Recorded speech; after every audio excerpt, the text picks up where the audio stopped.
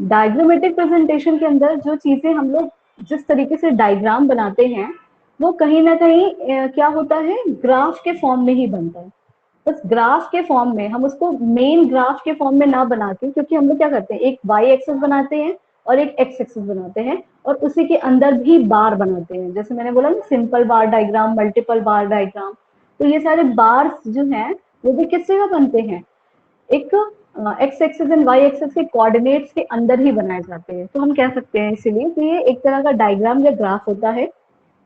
It is simple, easy and understandable and gives complete picture of presented data। बहुत ही simple होता है, क्योंकि हम कभी भी जब भी बार डायग्राम वगैरह देखते हैं तो हमें ज्यादा दिमाग नहीं लगाना पड़ता है ना। ऐसा होता है ना, ज्यादा हमें सोचना नहीं पड़ेगा, वो हमको सिर्फ देख के ही बहुत जल्दी से इंफॉर्मेशन जो है दे देता है। कैसे दे देता है बहुत जल्दी इंफॉर्मेशन? फॉर एग्जाम्पल, अगर आपका यहाँ पे एक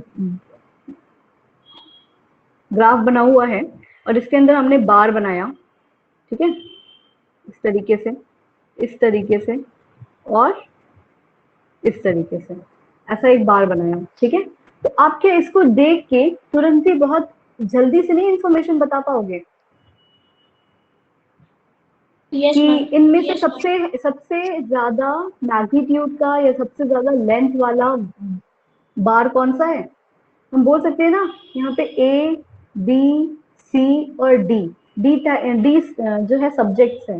तो आप बता सकते हो ना इस पर्टिकुलर बच्चे का डी वाले सब्जेक्ट में जो है सबसे ज्यादा मार्क्स आए, क्योंकि उसके बार की लेंथ सबसे ज्यादा है, ठीक है।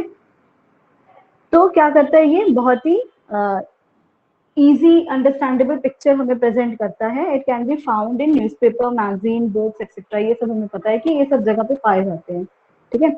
Utility and advantages of diagrammatic presentation, कि डायग्रामेटिक प्रेजेंटेशन की यूटिलिटी, यूटिलिटी मतलब उसका यूज, कहाँ कहाँ इस्तेमाल कर सकते हैं हम लोग, और उसके एडवांटेजेस का मतलब है कि उसके क्या क्या फायदे होते हैं। तो कहाँ यूज कर सकते हैं, कहाँ उसका फायदा होता है, ये चीजें हमें पढ़नी है point wise point. First point लिखा हुआ है, diagrams are attractive and impressive. पहली बात ये कि डायग्राम्स जो होते हैं ना वो कैसे होते हैं, वो अट्रैक्टिव भी होते हैं, वो इम्प्रेसिव भी होते हैं। मीन्स अगर जो भी उसको रीड कर रहा है, डायग्राम को रीड करने वाला बहुत इजीली डायग्राम की तरफ अट्रैक्ट हो जाता है, क्योंकि उसको अगर चार अलग अलग तरीके की चीजें इंफॉर्मेशन दे दोगे, मान लो एक तरफ टेबल बना दिया आपने और एक तरफ जो है ये डायग्राम बना दिए, तो टेबल से ज्यादा डायग्राम अट्रैक्ट करेगा लोगों को, बोलेगा ना कि आप इन दोनों में से मुझे इंफॉर्मेशन देख के रिजल्ट बताओ कि क्या आया। तो टेबल में एक बार फिर भी लोगों को ना टाइम टेकिंग होता है, उसको रीड करना पड़ता है, उसको एक बार थोड़ा सा देखना पड़ेगा कौन सा डेटा किस वाले कॉलम में, ये पर्टिकुलर डेटा जो है कौन से कॉलम में कौन से रो में लिखा है, ये चीजें देखनी पड़ेगी। बट डायग्राम्स में ऐसा नहीं है, डायग्राम्स में तो बहुत ही आसानी से बस जो हमें सबसे बड़ा दिख रहा होगा, जो हमें सबसे ज्यादा दिख रहा होगा, वही हमारा हो जाएगा आंसर, ठीक है। तो क्या होता है, ये इजी भी होता है, अट्रैक्टिव भी होता है, इंप्रेसिव भी होता है। और अगर ये हमें याद करना है कोई चीजें, अगर आप देखोगे डायग्राम्स तो वो आपको लंबे समय तक जो है याद रहता है, तो हम कह सकते हैं ये इजी टू रिमेम्बर है। Diagrams simplify data.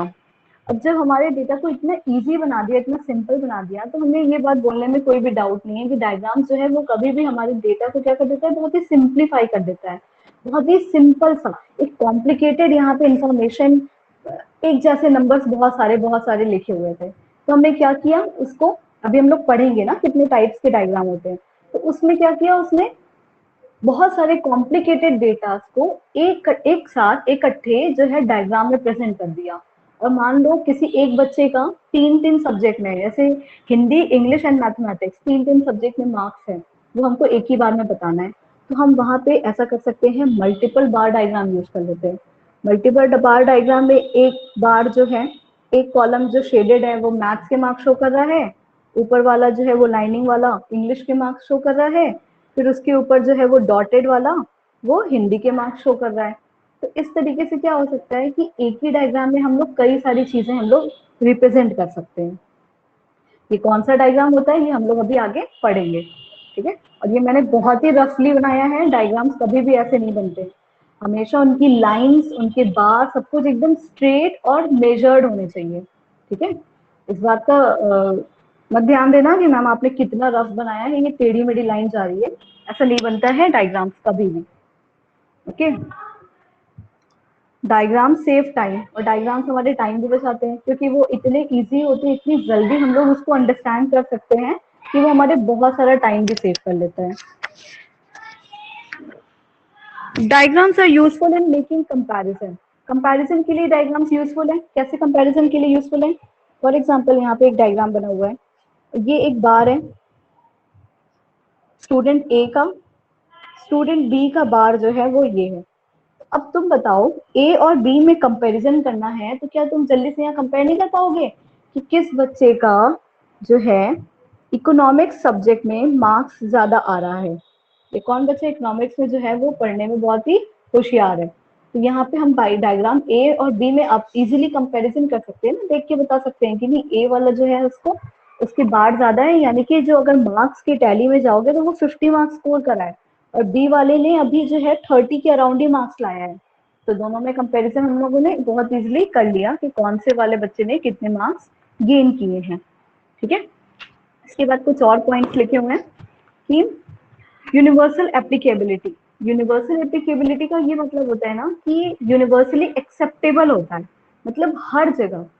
जैसे जो डायग्राम्स हैं उनको हम किसी भी जगह पे कहीं पे भी यूज कर सकते हैं, हर जगह पे, हर सब्जेक्ट में, हर फील्ड में हम इसको यूज कर सकते हैं।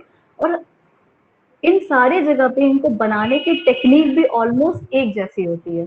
इनकी टेक्निक, इनको बनाने का, ड्रॉ करने का तरीका भी ऑलमोस्ट हर जगह सेम होता है, सिमिलर होता है, या एक जैसा होता है, हम कह सकते हैं। ठीक है, कोई ऐसा नहीं होता है जो क्या करेगा, वो डायग्राम को हवा में ऐसे उड़ा उड़ा के बनाएगा, या ऐसा भी कोई नहीं होगा कि उसको डायग्राम को बनाने में ऐसे डिजाइन डिजाइन बनाएगा। मतलब सबके बनाने का तरीका एक है। अगर वो बार डायग्राम बनाना है तो सब लोग बार डायग्राम इसी तरीके से बनाएंगे और कोई तरीका नहीं यूज करेंगे। ओके, देन लास्ट पॉइंट है आपका कि डायग्राम्स गिव मोर इंफॉर्मेशन। यहाँ बोल रहा है कि आपने देखो यहाँ आप क्या पढ़ रहे हो, प्रेजेंटेशन और डेटा पढ़ रहे हो, डेटा को कैसे प्रेजेंट कर सकते हैं। डेटा को प्रेजेंट करने के लिए हम लोगों ने टैबुलर भी पढ़ा और अब डायग्राम पढ़ रहे हैं। अगर आप इन दोनों प्रेजेंटेशन के मेथड में कंपेयर करोगे, टैबुलर से ज्यादा इंफॉर्मेशन जो है वो ये लेता है, डायग्राम्स देता है।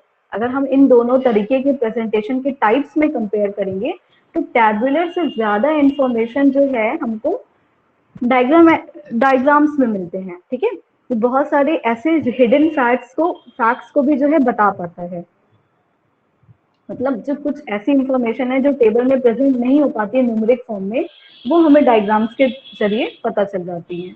इसलिए हम कहते हैं कि डायग्राम्स जो है वो मोर इंफॉर्मेशन देते हैं देन दी टैबुलर प्रेजेंटेशन। ओके, ये चीजें समझ में आई आपको, क्या क्या बेनिफिट्स होते हैं? ओके, टैबुलर प्रेजेंटेशन का मतलब ये होता है अर्चना कि जब भी हम अपने कलेक्टेड डेटा को यानी इंफॉर्मेशन को रोज एंड कॉलम के फॉर्म में एक टेबल बना के लिखते हैं। टेबल की कुछ कैप्शन होती है, कुछ स्टेप्स होते हैं, फिर हम उनको रोज एंड कॉलम्स के फॉर्म में टेबल बना के, ये जो टेबल है ये रोज एंड कॉलम का कॉम्बिनेशन जो होता है ना, इसको सेल बोलते हैं। हर एक एक सेल के अंदर जो है नंबर्स लिखे रहते हैं। तो जब हम लोग टेबल फॉर्म में प्रेजेंट करते हैं, जैसे आपने अपने बुक में देखा होगा, आप सोशल स्टडीज पढ़ते होंगे पिछले क्लासेस में, तो वहां पे बहुत सारा टेबल रहता होगा, लिटरेसी रेट का टेबल है ना, और मोर्टेलिटी रेट का टेबल होता है, पॉपुलेशन का टेबल होता है। तो ये सारे जो टेबुलर प्रेजेंटेशन होते हैं ना, उसी को हम बोलते हैं टेबुलेशन। ठीक है, ये हम लोगों ने लास्ट वाले क्लास में कंप्लीट किया है। आप इसकी प्रीवियस वीडियोस देखना, आपको समझ में आ जाएगा। ये चीजें समझ में आई कि क्या क्या बेनिफिट होता है? Yes ma'am, yes ma'am. Okay, फिर अब हम लोग पढ़ेंगे ना टेबल के क्या क्या टाइप्स होते हैं, कितने तरीके के टेबल्स होते हैं, और हम लोग इसे कंटिन्यू करेंगे अपने नेक्स्ट वाले क्लास में। आपके नेक्स्ट क्लास का टाइम भी हो गया है, स्टार्ट नहीं हो पाएगा। सबसे पहले कि ये टेबल कितने तरीके के होते हैं, उनको बनाने का क्या क्या, टेबल सॉरी, जो उनको बनाने का क्या क्या मेथड होता है। एक्चुअली टेबल नहीं, डायग्राम्स की बात हो रही है। ठीक है, चलो फिर हम लोग कंटिन्यू करते हैं अपने नेक्स्ट वाले क्लास में।